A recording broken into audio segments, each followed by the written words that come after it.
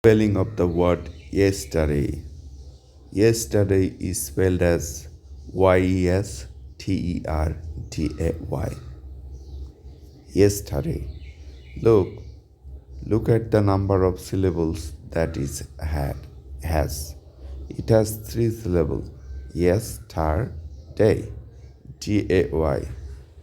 The challenging part is yes, and then ter. Okay. So it has 3 syllables. Let me help your memory to spell this word.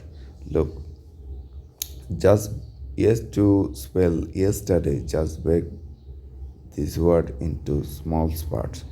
Yes plus tar plus day. Okay. A common word you already know. Yes. Yes, right?